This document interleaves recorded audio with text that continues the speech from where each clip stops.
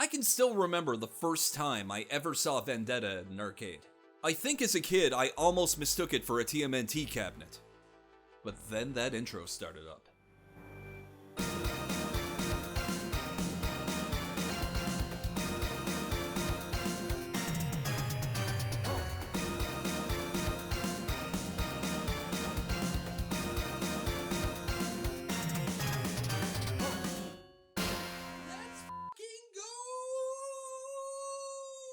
Grounded! Aww. Oh my god! Vendetta is an arcade beat-em-up from Konami that never really got a life outside of the arcades. Can't say I understand why, but for some reason Konami just decided it wasn't worth the time, money, and or effort. And I do get that beat-em-up titles were a dime a dozen back in the early to mid-90s, but Vendetta is one I always felt deserved a bit more attention than time has shown to it. Also, I wanted to start a new series about beat-em-up games, and this one just felt like a logical first step to me. Anyways, let's take this in the right direction and have a closer look at Konami's oft-forgotten beat-em-up title, Vendetta.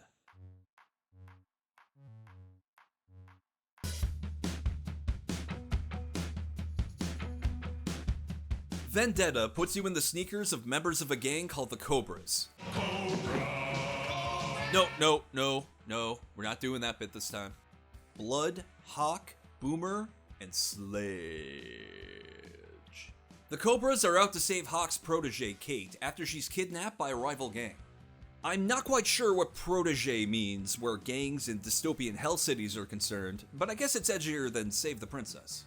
Anyways, this game will take you across more than 6 stages of punks, psychopaths, and genetic freaks of nature, all in the quest to save the protege. Okay, seriously, protege of what? This game is actually a localization of a different series called Crime Fighters. Vendetta itself is known as Crime Fighters 2 in Japan. The third Crime Fighters game made it over to the West too, but under the name Violent Storm, which is another title I should probably cover on here someday. But back on task, let's take a closer look at the gameplay.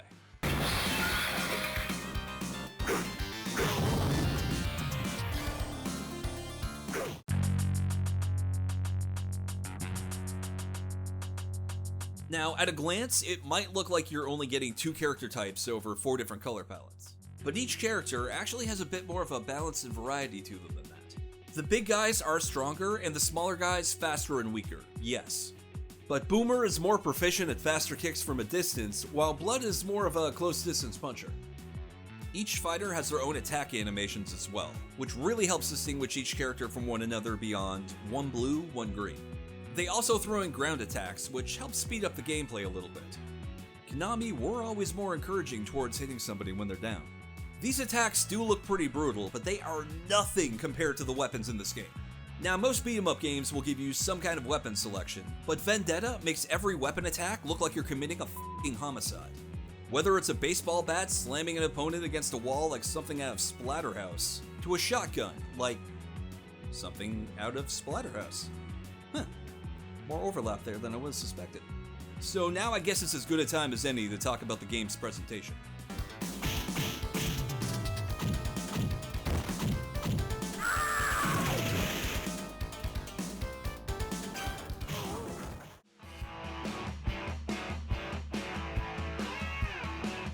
As I mentioned earlier, the presentation of Vendetta drew me into the game immediately. The sight and sound of Buzzsaw bravado as soon as he enters the fight was legit intimidating the first time I ever experienced it. Less so after me and a few others beat the shit out of him. The game does an incredibly good job of making the whole thing feel like a life or death fight. I mean, look at this shotgun enemy. That's not a special attack, that's an execution. Most beat-em-up games have enemies that usually reek of cockiness or some kind of tough guy attitude. The enemies in Vendetta feel utterly psychotic. Which I guess is what makes the over-the-top violent response so necessary. The version I played for this capture didn't have this, but I know there was a version of this game where you could hit bad guys hard enough to make them throw up. Hey, there it is. I wonder if anything else was censored from this version. Oh no! Woohoo! Holy shit! Mind you, the version I played was the 2-player one. There's a 4-player cabinet of Vendetta as well. Not that either are something you'll find easily these days, though.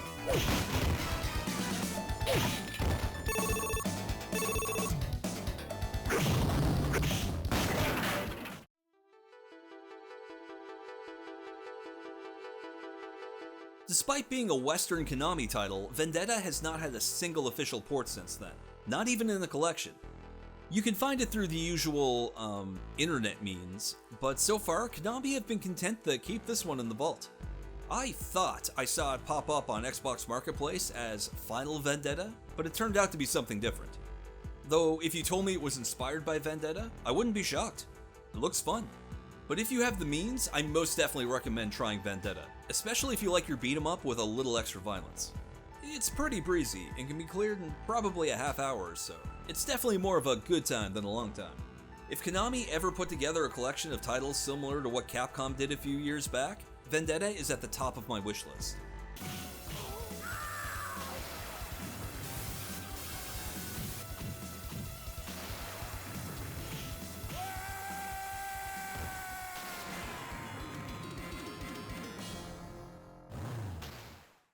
Hey everyone, Tim here. Thanks for watching and for sticking it out until the end of the video.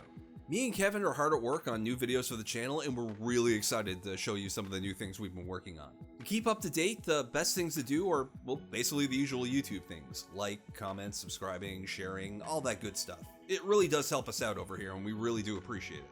This has been Tim from Haruokay, and until next time, stay tuned.